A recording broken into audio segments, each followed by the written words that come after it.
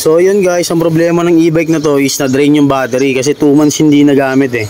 Ang checking ko guys, lahat yan, 2 battery, bali 4 yan, 20 volts na lang. So talagang diskargado, 20 volts, so 5 volts kada isa yan, panigurado. So susubukan natin siyang i-revive. Tingnan natin kung mare-revive natin to. Not sure pa rin ako, 50-50 pa rin yan, pero subukan natin yung makakaya natin. Guys, naiuwi ko na nga yung battery dito sa may shop ko. Test natin kung 20 volts siya lahat. Kasi kung 20 volts siya lahat, ibig sabihin, kada isang battery 5 volts na lang. Siya 4 na piraso kasi ito eh. So check natin, testerin natin. Yun guys, confirm 20 volts nga lang siya. So testerin natin isa-isa to, panigurado 5 volts lang to isa-isa. Yun, buksan muna natin. Tingnan natin kung 5 volts nga ba kada isang baterya.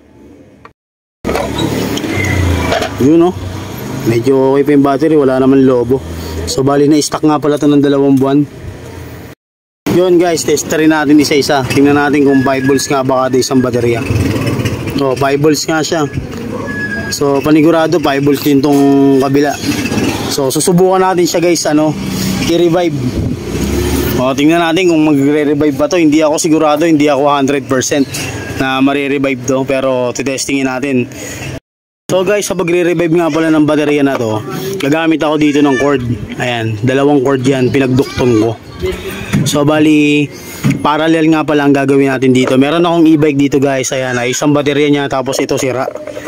So dito tayo kukuha ng kuryente o ng power para mag-charge tong battery, or para umangat yung voltage niya para mag-charge, kasi hindi siya mag-charge kasi 20 volts lang siya eh. Ayan, ganyan lang ginawa ko guys. Yan, salpak dito, tapos antayin natin ng 5 minutes or 10 minutes maximum, tapos subukan natin siya i-charge. Guys, makalipas ang 5 o 10 minuto na ata yung makalipas, testing na natin. Yan, meron na akong nakabang na charger dito. Yan, the moment of truth, tingnan natin kung mag-charge.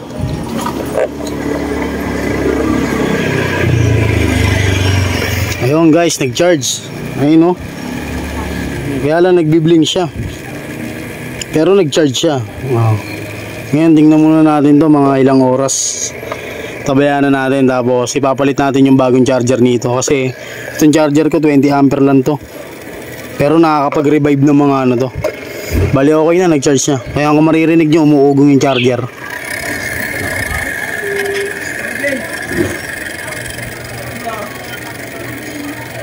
So guys, ito yung pinaka-charger niya. Ayan. Testing nga natin kung mag-charge siya sa charger niya.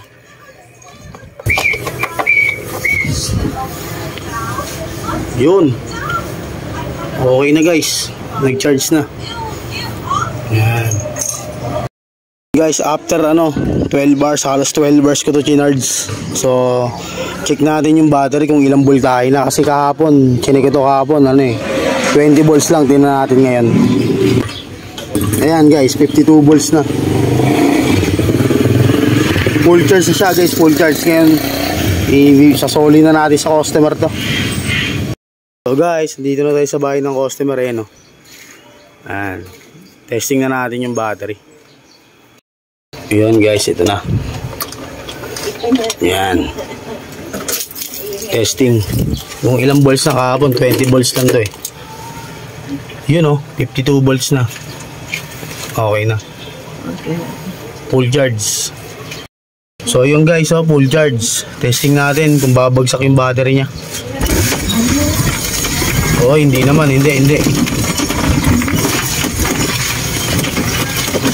Okay na. Alright.